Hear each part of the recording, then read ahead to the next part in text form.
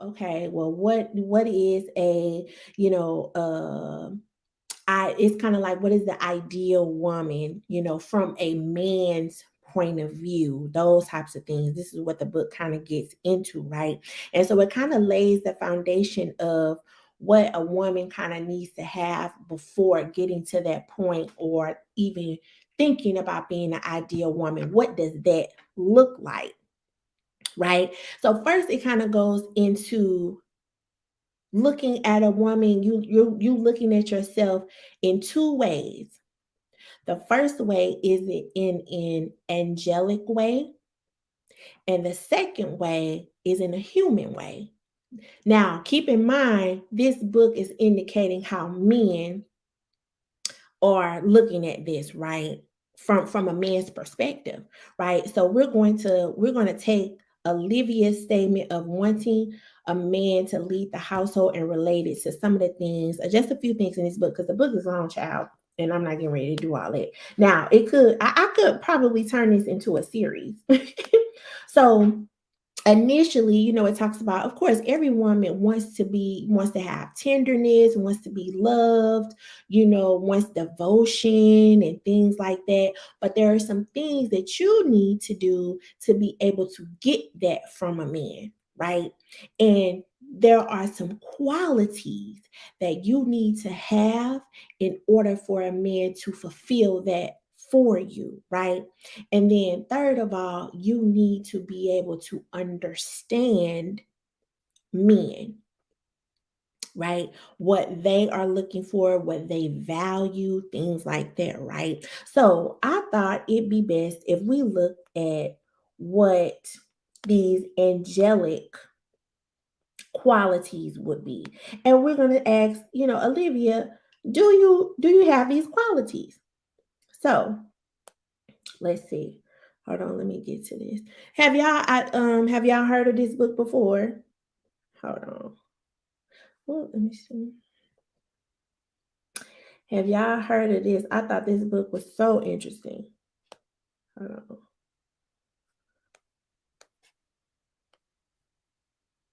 Oh, here it go. Okay, hold on.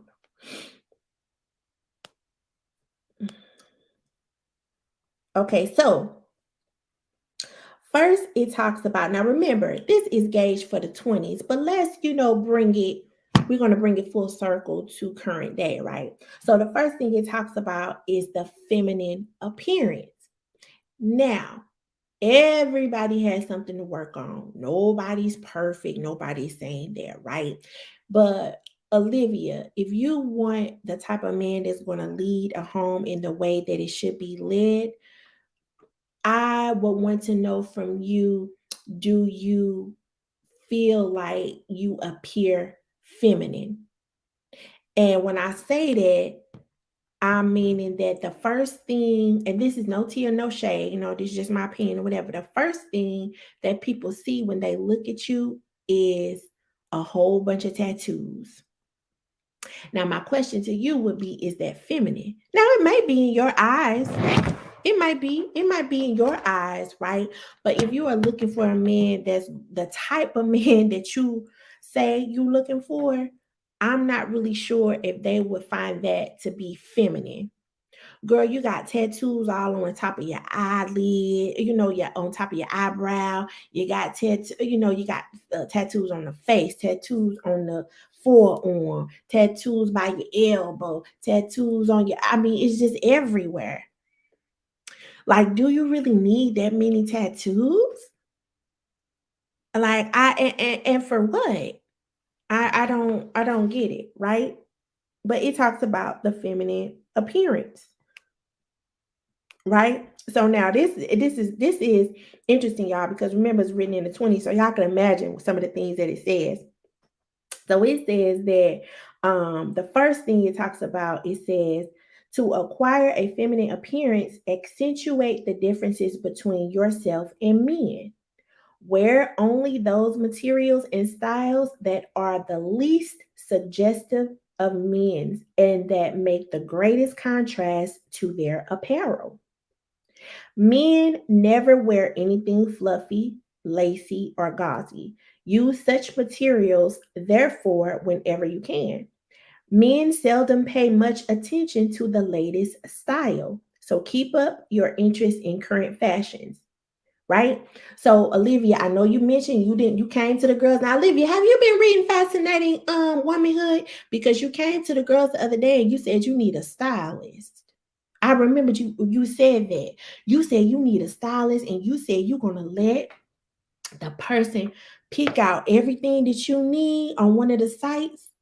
And then you mentioned that you like Lane Bryant. You know, Lane Bryant is a very for plus size women, Lane Bryant is a very one of the stores that are a little bit more sophisticated when it comes to their clothing for plus size women. You know, they sell more of the slacks, more of the white button downs, you know, for a very professional look, right? That's where you a plus size woman could probably find some professional attire rather than, say, for instance, if you go to maybe one of the other popular ones might be like Torrid, right? They sell a little bit more trendy because I think Torrid was bought by what was that store, y'all? Hot Topic.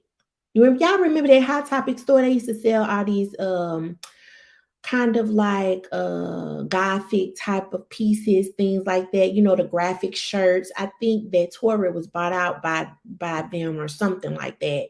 um and so they sell kind of those types of things. The graphic shirts is more trendy. They have the jean shorts, you know, things like that. But you said you like Lane Bryant, right? So, you know, are you looking to kind of be in a more of a professional type attire, Olivia? If so, where are you going? Where are you going with the professional attire? You know, I don't know. Maybe Olivia has some sponsorships and she has to, you know, meet the people in person, things like that. You know, I don't know. But Lane Bryant gives that kind of feel, right? So yes, Olivia, tell me if you've been reading Fascinating Womanhood, girl. Okay, so then it says, in developing a feminine appearance, observe the following rules. Now, these are rules, Olivia. So when you talk about rules, you say you want a man that leads, you're going to have to follow some rules when someone leads you, right? You know, it's all fine and good, again, until you being led. You say you want a leader, but do you really want to be led?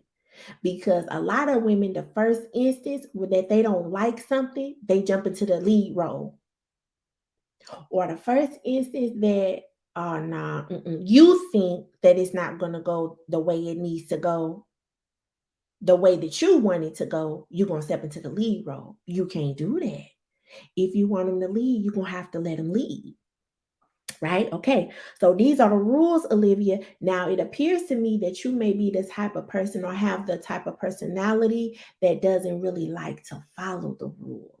So this might be difficult for you. It might be difficult, but it's something that you can work on, right?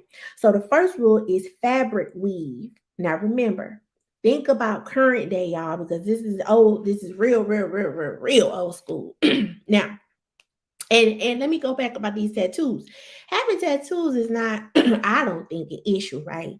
But it's the you know, it's an exorbitant amount of tattoos.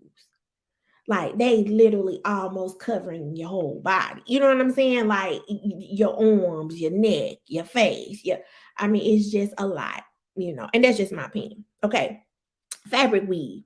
Avoid such fabrics as tweeds, herringbones, hard finished woolens, denims, glen plaids, pinstripes, or any fabrics commonly used by men. They can be used, however, if distinguished by an ultra feminine style, color, or trim. Otherwise, they give no help in making him realize how womanly you are. They cannot strive to bring out any contrast between your nature and his.